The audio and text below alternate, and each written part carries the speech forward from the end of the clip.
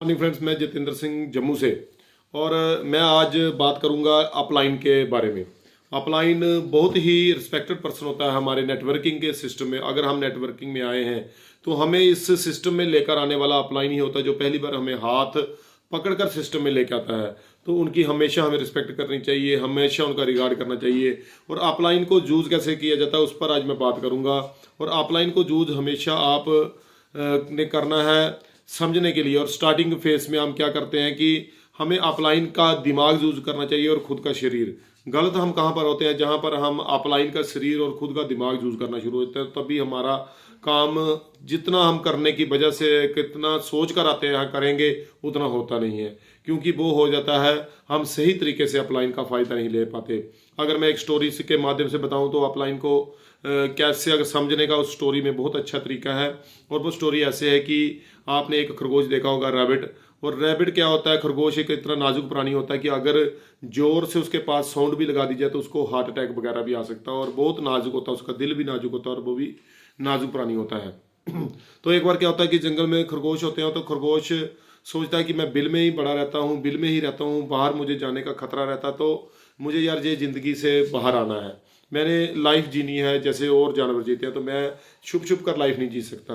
तो वो बाहर निकलने का मन बना लेता है, क्योंकि उसको साथी खरगोश रोकते हैं कि भाई ऐसा मत कर, अगर तू बाहर निकलेगा तो तुझ पर हमला हो जाएगा। उसको अलग अलग जंगल के जीव हैं जो आपसे तगड़े हैं और आपको खा जाएंगे, आप ऐसा मत करो। बट वो मन बना चुका होता है कि मैंने बाहर निकलना ही निकलना, तो वो बाहर निकल जाता है। जैसे ही वो बाहर निकलता है तो उसके पीछे एक कुत्ता लग जाता है। तो कुत्ता उसके पीछा करता है और उसको खाने के लिए दौड़ता है। खरगोश अपनी जान बचाते हुए एक बड़ी सी गुफा में घुस जाता है, और गुफा में जाने के बाद वो कुत्ता भी गुफा के अंदर चला जाता है। थोड़ा समय होता है तो खरगोश बाहर निकलता है और उस कुत्ते की हड्डी को मुंह में लेकर चूसता हुआ निकलता है, खून लेकर उसका निकलता है। तो बाकी जानवर डर जाते हैं कि इसने ऐसा क्या किया कि ये कुत्ता, उसने कुत्ते को मार दिया या क्या हुआ। वो कोई नहीं जानता कि गुफा में क्या हो रहा है। उसके बाद अगले दिन फिर खरगोश निकलता है तो उसके पीछे भेड़िया लग जाता है, और भेड़िया भी सेम उसको खाने की मंशा से दौड़ता है, और वो फिर जाकर उसी गुफा में चला जाता है। और वहाँ पर जाने के बाद थोड़े समय के बाद वो फिर भेड़िए की हड्डी लेकर बाहर निकलता है, खून लेकर निकलता है। तो बाकी साथ वाले खरगोश डर जाते हैं, पता नहीं इसके पास कौन सी करामात है, ये कैसे इतना खतरनाक है कि जाके जानवरों को मार देता है। तो अगला दिन फिर होता है तो फिर उसके पीछे कोई जंगली सुअर लग जाता है। तो सेम वो खरगोश अपनी जान बचाने के लिए भागता हुआ गुफा में जाता है, और वहाँ पर उस सुअर की भी जान लेकर उसकी हड्डी को लेकर बाहर निकलता है।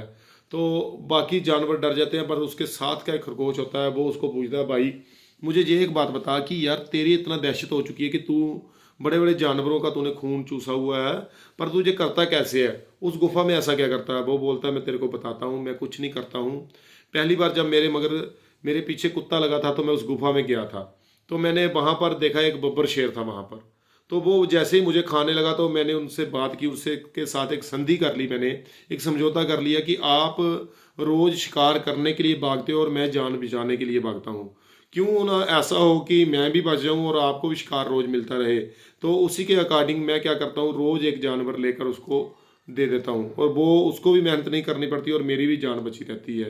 तो ऐसा आपने अपलाइन को यूज़ करना है, क्योंकि जब आप न्यू सिस्टम में आते हो तो लोग आपको नया नया समझकर आपका मन चेंज करने के लिए, आपको नेगेटिव करने के लिए भागते हैं आते हैं। बट आपने अपनी अपलाइन को एक बब्बर शेर की तरह यूज़ करना है। आपने पर्सन को मिले और उसको अपनी अपलाइन से मिला दिया, तो क्या होगा कि आपकी अपलाइन एक बब्बर शेर की भांति आपको जो नेगेटिव करने वाला है उसको अपने वश में कर लेगी, उसको पूरा समझा दे। क्योंकि अपलाइन पूरा समझती है, जिस भी सिस्टम से आप जुड़े हो उस सिस्टम की जानकारी आपकी अपलाइन को ज़्यादा है।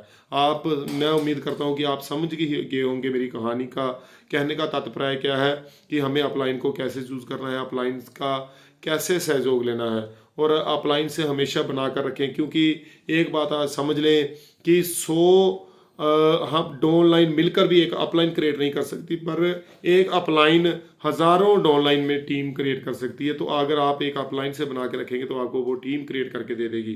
पर आप कभी भी अपनी टीम के लिए अपनी अपलाइन को नाराज ना करें।